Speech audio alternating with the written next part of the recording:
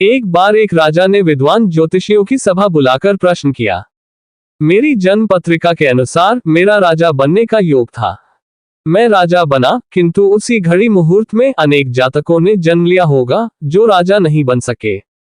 क्यों? इसका क्या कारण है? राजा के इस प्रश्न से सब निरुत्तर हो गए।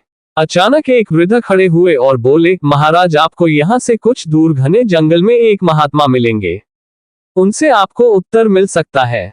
राजा ने घोर जंगल में जाकर देखा कि एक महात्मा आग के ढेर के पास बैठकर अंगार गर्मा गर्म कोयला खाने में व्यस्त है।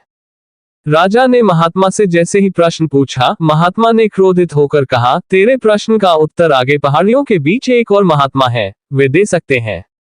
राजा की जिज्ञासा और बढ़ गई। पहाड़ी मार्ग पार कर बड़ी कठिनाइयों से राजा दूसरे महात्मा के पास पहुंचा। राजा हक्का बक्का रह गया। दृश्य ही कुछ ऐसा था, वे महात्मा अपना ही मांस चिमटे से नोच नोच कर खा रहे थे। राजा को महात्मा ने भी डांटते हुए कहा, मैं भूख से बेचैन हूँ, मेरे पास समय नहीं है। आगे आदिवासी गांव में एक बालक जन्म लेने वाला है जो कुछ ही देर तक जिंदा रहेगा। वह बालक तेरे प्रश्न का उत्तर दे सकता है। राजा बड़ा बेचैन हुआ, सोचने लगा कि बड़ी अजब पहेली बन गया है मेरा प्रश्न। उत्सुकता प्रबल थी। राजा पुनः कठिन मार्ग पार कर उस गांव में पहुंचा। गांव में उस दंपति के घर पहुंचकर सारी बात कही। जैसे ही बच्चा पैदा हुआ, दंपति ने नाल सहित बालक राजा के सम्मुख उपस्थित किया।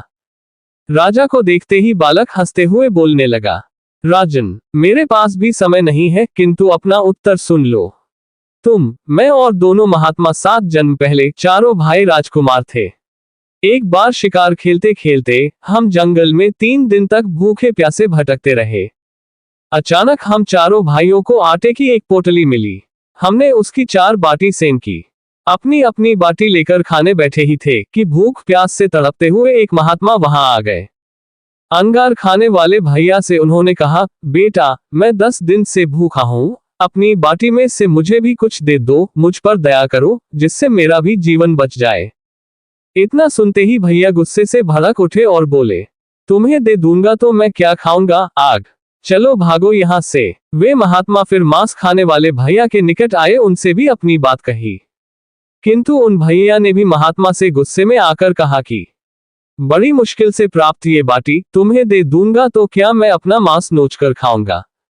भूख से लाचार वे महात्मा मेरे पास भी आए, मुझसे भी बाटी मांगी, किंतु मैंने भी भूख में धैर्य खोकर कह दिया कि चलो आगे बढ़ो, मैं क्या भूखा मरूं।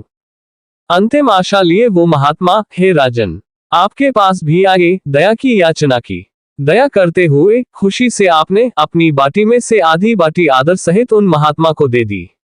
बाटी पाकर महात्मा बड़े खुश हुए और बोले, तुम्हारा भविष्य तुम्हारे कर्म और व्यवहार से फलेगा। बालक ने कहा, इस प्रकार उस घटना के आधार पर हम अपना अपना भोग भोग रहे हैं। और वो बालक मर गया। धरती पर एक समय में अनेकों फल फूल खिलते हैं, किंतु सबके रूप, गुण, आकार, प्रकार, स्वाद भिन्न होते हैं।